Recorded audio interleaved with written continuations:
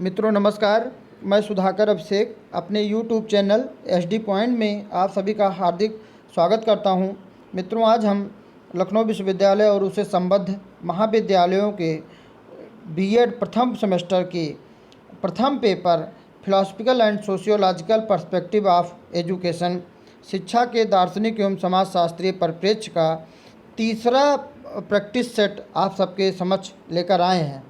मित्रों, उम्मीद करते हैं ये सभी प्रश्न आपकी आगामी परीक्षा जो कि कल होना है उसके लिए बहुत ही उपयोगी सिद्ध होंगे।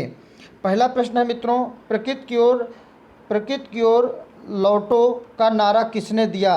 पहला है अस्तित्ववाद, दूसरा है प्रकृतिवाद, तीसरा है यथार्थवाद, चौथा है प्रयोजनवाद। तो मित्रों, प्रकृति की ओर लौटो का नारा जो है वह प्रकृतिवाद का है, जिसका संबंध रूसों से है, तो इसमें आपका दूसरा विकल्प सही है। अगला प्रश्न है, किसने कहा था मानव संस्थान अज्ञानता और विरोधाभास के बड़े जनसमूह हैं? टी पर्सी नन, दूसरा रूसो, तीसरा ए टेलर और चौथा है डीबी। तो मित्रों, इसमें आपका दूसरा विकल्प सही है, वह है रूसो। अगला प्रश्न मित्रों, कौन कहता है शिक्षा मानव निर्माण की प्रक्रिया है? तो मित्रों, इसमें कौन नहीं लिख पाए थे। कौन कहता है कि शिक्षा मानव निर्माण की प्रक्रिया है? विवेकानंद, रूसो, डीबी या गांधी जी? तो इसमें मित्रों आपका पहला विकल्प सही है, वह है विवेकानंद। शिक्षा मानव निर्माण की प्रक्रिया है। बहुत महत्वपूर्ण प्रश्न मित्रों।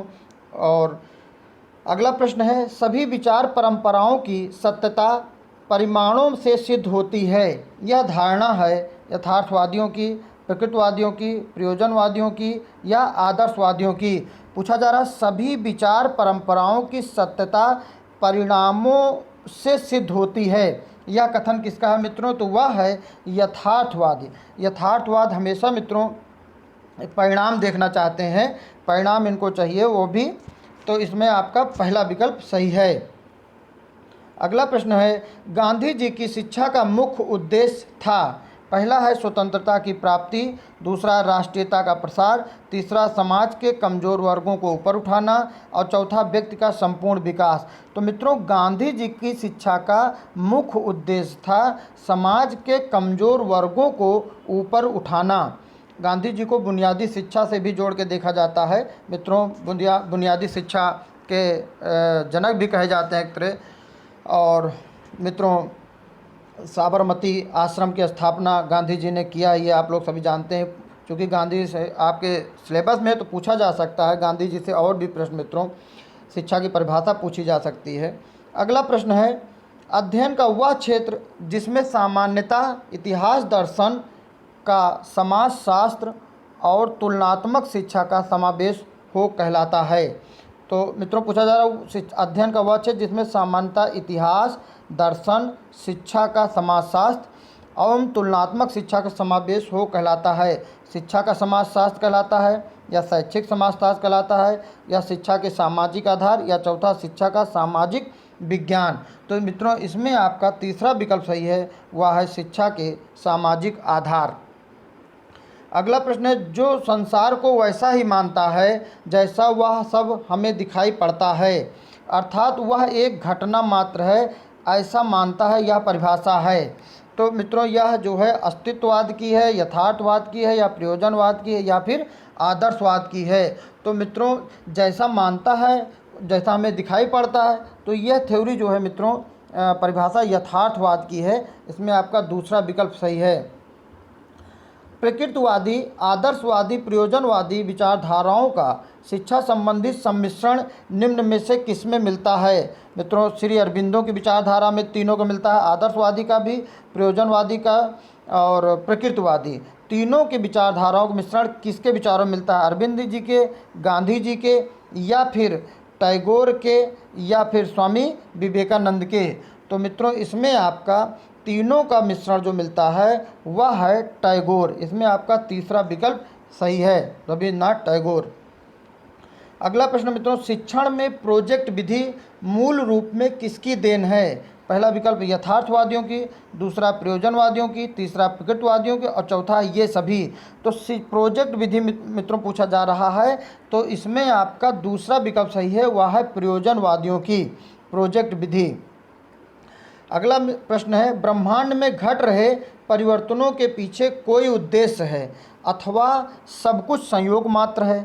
चिंतन का यह विषय किसका हो सकता है? ब्रह्मांड में घट रहे परिवर्तनों के पीछे कोई उद्देश्य है अथवा सब कुछ संयोग मात्र है। यह तत्व मीमांसा का है, या ज्ञान मीमांसा का, या तर्कशास्त्र का, या आचार मीमांसा का।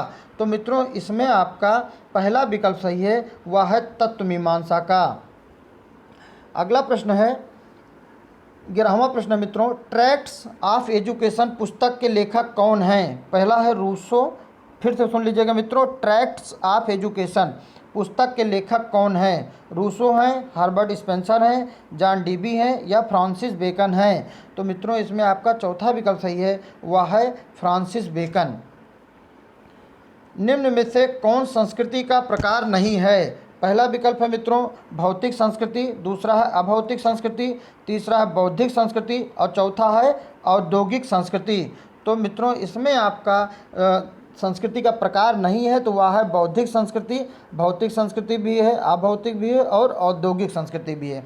तो जो नहीं है सांस्कृतिक प्रकार वह है मित्रों बौद्धिक संस्कृति। मित्रों पूरा वीडियो जरूर देखिएगा, ये 20 प्रश्नों की श्रृंखला है और अति उपयोगी है मित्रों। साथ में निवेदन है मित्रों, जो लोग भी चैनल को अब तक सब्सक्राइब ना किए हों मित्रों, चैनल को ज़रूर सब्सक्राइब कर लें, कमेंट बॉक्स में कमेंट कर दें, लाइक एंड शेयर करें मित्रों, अधिक से अधिक लोगों तक ये वीडियो पहुंचे, जिससे हमारी मेहनत सफल हो सके मित्रों। अगला प्रश्न है, एक प्रजातांत्रिक राज्य में सामाजिक परिवर्तन का सबसे प्रभावी कारक कौन है? पहला है धर्म है, दूसरा शिक्षा है, तीसरा परिवार है, चौथा समुदाय है। तो मित्रों पूछा जा रहा है कि सामाजिक परिवर्तन का सबसे प्रभावी कारक। तो मित्रों किसी भी व्यक्ति को जब शिक्षित कर दिया जाता है तो पूरा समाज पूरी तरह से चेंज होने लगता है। तो इसमें आपका दूसरा विकल्प सही है, वह है शिक्षा। सबसे प्रभावी कारक कौन है? तो वह है शिक्षा। अगला प्रश्न है, धार्मिक शिक्षा और धर्म के बारे में शिक्षा है। धार्मिक शिक्षा और धर्म के बारे में शिक्षा दो पूर्णतः अलग अलग धारणाएं हैं, एक दूसरे से पूर्णतः अलग नहीं है, एक दूसरे से थोड़ा अलग है और दोनों की इस प्रकार की तुलना अवांछनीय है। तो मित्रों धार्मिक शिक्षा और धर्म के बारे में शिक्षा में ये दोनों पूर्णतः अलग अलग धारणाएं हैं, इसमें आपका पहला विकल्प सही है। भारतीय दर्शन में सर्वाधिक वैरागी मत हैं। पहला है बौद्ध दर्शन, दूसरा जैन धर्म, तीसरा वेदांत, चौथा है सांख्य। तो मित्रों सर्वाधिक वैरागी जो हैं वो है जैन धर्म में, इसमें आपका दूसरा विकल्प सही है। अगला प्रश्न है, सांस्कृतिक पिछड़ापन शब्द का प्रयोग किया है। पहला है अकबर ने, दूसरा पाइन ने, तीसरा बेबर ने, चौथा है मार्क्स ने। सांस्कृतिक पिछड़ापन पूछा जा सकता है मित्रों, सांस्कृतिक पिछड़ापन शब्द का प्रयोग किसने किया है? तो वह है मित्रों पहला विकल्प सही है, वह है अकबर। अगला है, विश्वविख्यात रचना गीतांजलि पर गुरुदेव रवींद्रनाथ टैगोर को नोबेल पुरस्कार किस वर्ष मिला था? तो मित्रों 1913 में, 1914 में, 1915 में या 1916 में। सभी लोग जानते हैं मित्रों उनको 1913 में गीतांजलि पर नोबेल पुरस्कार मिला था गुरुदेव रवींद्रनाथ टैगोर को। आपकी ही रचना का जो है बांग्लादेश की भी जो राष्ट्रगान है अमार सोनार बांग्ला, इसी का पाठ है गुरुदेव रवींद्रनाथ टैगोर की रचना का। अगला प्रश्न है मित्रों, और इसका लगभग विश्व की सभी भाषाओं में मित्रों अनुवाद किया जा चुका है गीतांजलि का, जिस पर आपको नोबेल पुरस्कार मिला था। अंग्रेजी में अनुवाद ईट्स ने किया था मित्रों, इसको ईट्स ने अंग्रेजी में अनुवाद किया था। और बहुत सारी चीज़ें इसमें मित्रों हैं। अगला है, अनुसूचित जात और जनजाति किस शिक्षा की वास्तविक स्थिति को जानने के लिए वर्ष 1960-61 में किस समिति का गठन किया गया था? मित्रों फिर सुन लीजिएगा, अनुसूचित जाति और जनजाति की, यह ऐसा नहीं मित्रों, की शिक्षा का में बड़ी मात्रा मित्रों कि शिक्षा की वास्तविक स्थिति को जानने के लिए वर्ष 1960 और 61 में किस समिति का गठन किया गया था? तो मित्रों वह है ढेबर समिति, शिक्षा समिति, कोठारी समिति या इनमें से कोई नहीं। तो मित्रों वह समिति थी ढेबर समिति। पहला विकल्प इसमें आपका सही है। इसमें आपका पहला विकल्प सही है, वह है ढेबर समिति। अगला प्रश्न है, किस दार्शनिक ने यह बताया कि व्यक्ति पर किसी का कोई बंधन नहीं होना चाहिए? पहला विकल्प है व्यक्ति पर किसी का कोई बंधन नहीं होना चाहिए। पहला प्लेटो है, दूसरा रूसो, तीसरा डेकार्ट, चौथा रिमैंड। तो मित्रों इसमें आपका दूसरा विकल्प सही है, वह है रूसो। दूसरा विकल्प इसमें आपका सही है। मित्रों अंतिम प्रश्न है, भारतीय संविधान के किस भाग में प्रत्येक नागरिक को अपने धर्म के अनुसार शिक्षा देने की अनुमति है? पहला विकल्प है मित्रों दिशा निर्देशक सिद्धांत, दूसरा केंद्र एवं राज्य की समवर्ती सूची, तीसरा प्रजातांत्रिक अधिकार और चौथा है मूलभूत अधिकार। तो मित्रों इसमें पूछा गया है कि भारतीय संविधान किस भाग में प्रत्येक नागरिक को अपने धर्म के अनुसार शिक्षा देने की अनुमति है? तो वह है मित्रों चौथा विकल्प सही है, वह है मूलभूत अधिकार। बाकी अगर शिक्षा किस में आती है तो वह दोनों सूची में आती है, केंद्र और राज्य की समवर्ती सूची में आती है। तो इसलिए मित्रों आपका भारतीय संविधान के किस भाग में प्रत्येक नागरिक को अपने धर्म के अनुसार शिक्षा देने की अनुमति है? वह है मित्रों मूलभूत अधिकार। ये रहा मित्रों हमारा तीसरा जो है प्रथम सेमेस्टर बीएड के सिलेबस शिक्षा के दार्शनिक एवं सामाजिक परिप्रेक्ष्य से। उम्मीद करते हैं मित्रों ये सभी प्रश्न आप सबके लिए बहुत ही उपयोगी सिद्ध होंगे। और मित्रों चैनल को जो लोग नए देखे हैं प्लीज़ ज़रूर चैनल को सब्सक्राइब कर दें, साथ में बेल आइकन की बटन साथ दबा दें, जिससे हमारे नए वीडियो की नोटिफिकेशन आपके लिए मिलती रहे। मित्रों मैं बहुत कोशिश कर रहा हूं कि चूँकि न्यू पैटर्न है आपको ज़्यादा से ज़्यादा वैकल्पिक प्रश्न मिल जाएं, वो भी पूरे सिलेबस से। तो मित्रों हमारी मेहनत को ज़रूर आगे बढ़ाइए और वीडियो को देखने के लिए मित्रों बहुत बहुत धन्यवाद।